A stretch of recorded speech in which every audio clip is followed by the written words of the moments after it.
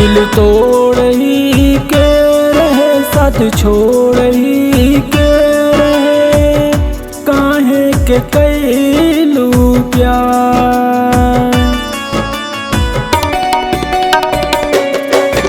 दिल तोड़ ही के रहे साथ छोड़ ही के रहे, काहे के कैलू प्यार। हो जियल भइल बा दुश्वार।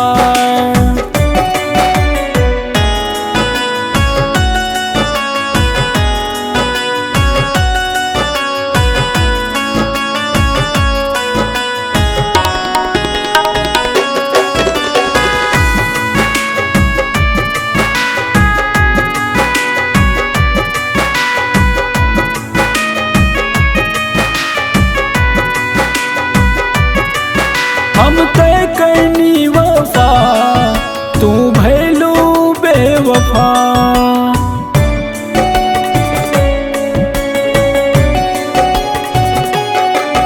हम तय कैनी वफा, तू भैलू बेवफा। कवन भइल भूल दिहलू तू सजा।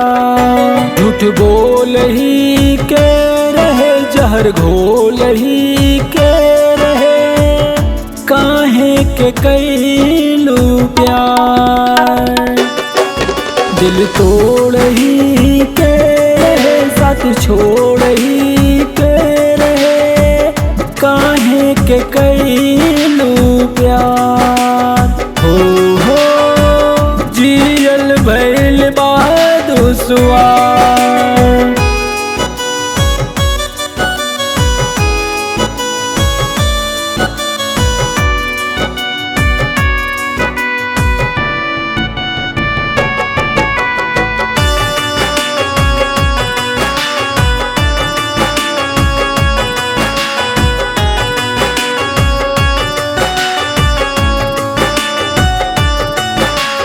बुझलू ना रोनी तू हमार मजबूरी।